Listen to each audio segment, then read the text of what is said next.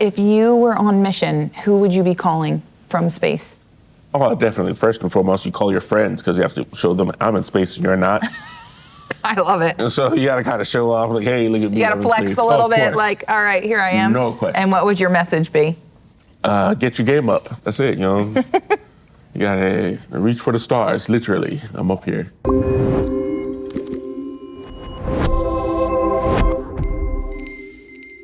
So when you think about the virtual crew experience, what were your favorite moments? Listening to the engineers explaining how everything worked and the creation of the actual Callisto payload and how Lockheed Martin and Amazon came together to use the Alexa technology, because I'm a bit of a tech head myself, and of course through the United Spinal Association, we do a lot of work with technology and how it makes life for people with different disabilities like myself more accessible and more fulfilling. Just seeing how it's advancing and it's also helping the rest of the world out as well was just really interesting to me. And the simple fact that we were able to test this, it was just amazing.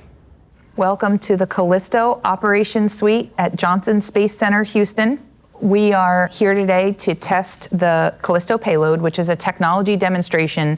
It might not all work perfectly. That's okay. We try again. Every time we do this gives us another opportunity to learn. Would you like to see the views from space? No question, no doubt. All right. So what you see, this is camera cab 3 and cab 4. On the left, what you're seeing is a close-up of the Callisto payload. And on the right, this is the view from one of the astronauts' seats. Okay. And so I'll just point out, do you see how bright it is? Yes. The way this spaceship is oriented right now, we're actually getting a lot of light from the sun coming in. It's actually some of the brightest I've seen the cabin for the entire mission. Oh, wow. Okay, cool. Good timing. So what you see on the left there is actually a battery display. If you looked at that, could you tell me how much battery the spacecraft has? Not at all. I see a lot of green, which I would assume is good, but I'm not sure. Of course you and I can't read this because we haven't had all the intensive training that an astronaut has. Brian, could I have you bring up the optimized display? So they've been testing optimized displays that would make it a little bit easier, not just for the astronauts to use, but also maybe in mission control or general population, because we have a ton of space enthusiasts who might want to be following along. So now if I asked you how much battery we have, could you tell me? Definitely. We're at about 95%. Yes. Excellent. So in addition to testing these optimized displays that make it easier to get information, the other thing that we're testing is the ability to get this same telemetry data using our intelligent assistant, Alexa. Okay. So now for the next portion, we are going to use voice commands. Ready? Alexa, how fast is Orion going?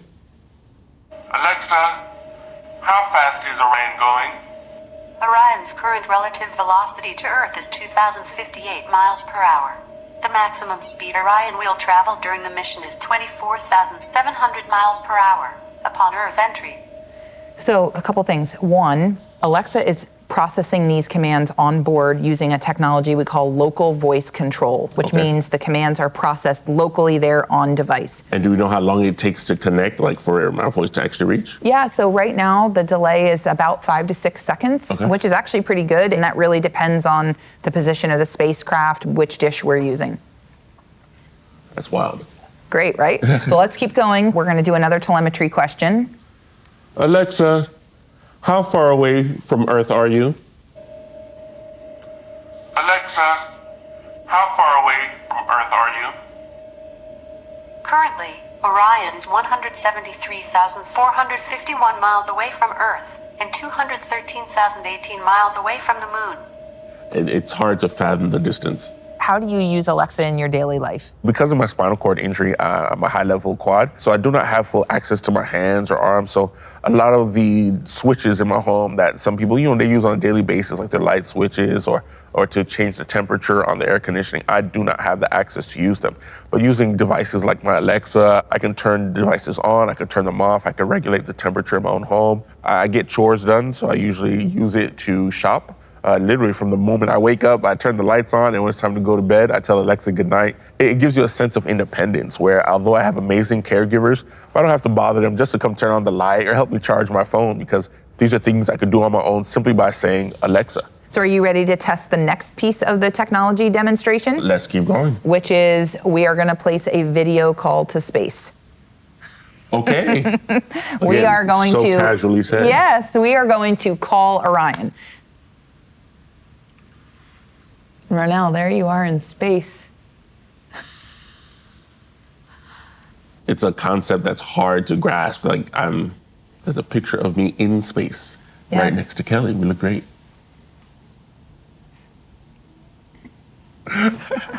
What was the coolest thing you saw on your tour? Watching everyone working was great.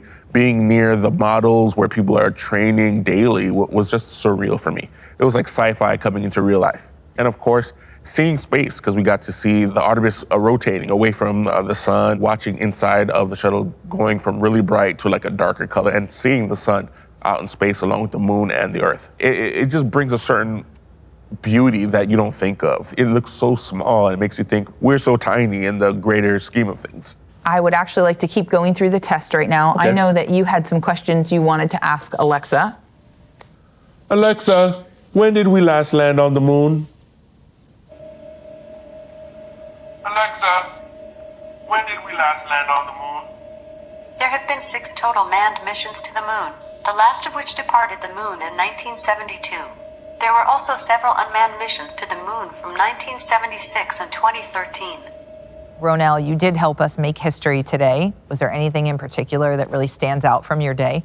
Well, the historical implications. It is now exactly 50 years since the last mission to the moon, and I've now played a part in it. It may be a small part, but the simple fact that I was blessed and fortunate enough to be a part of this mission that will eventually lead to a manned mission orbiting the moon and again landing on the moon makes it amazing. And who thinks one day, if they're not an engineer or an astronaut or working alongside NASA, that they'll have this access and not only see it, but participate. Now my name will be forever tied to this mission. I'm going down in history. I'm going to have you end us on a high note here. Are you ready? Oh, let's get it. Okay. Alexa, party mode. Alexa, party mode. Turning on celebration lighting. That's cool. You have had a very full day as an astronaut. You have completed your status check. You have tested the video capabilities. You have gotten to control the lighting on a spacecraft 173,000 miles away. The last thing to do is to actually go to sleep mode. Alexa, go to sleep mode. Alexa, go to sleep mode. Starting sleep sequence. And so it's so bright in the cabin, you actually can't really tell, but you have just shut off all the lights. And now we have some soothing music to help our astronauts potentially go to sleep. That's exactly right. Yes, yes. Rhonel, great job. Virtual crew member experience, check. This has been amazing, and I have to commend the entire team from Mission Control to everyone in here, just the hard work that's gone into this. This is great. It's just amazing that organizations like Amazon and Lockheed Martin think about us, because unfortunately a lot of technology doesn't think about accessibility until the tail end of products or of programs. But when they include us here, we are the individuals who can tell you, hey, this doesn't really work or I can't use it. But Amazon reached out to us and different organizations to make sure that people who are everyday customers, who are everyday users, our voices count. And it's our voices that allow us to be as productive. And again, using Alexa on a daily basis, I only want to see it develop better and get more functionality rather, and just become more effective so that I can be more effective in my daily life. Thank you so much for having me. And of course, thanks to everyone at Amazon and Lockheed Martin, NASA, United Spinal Association, WebEx, so many people to say thank you to.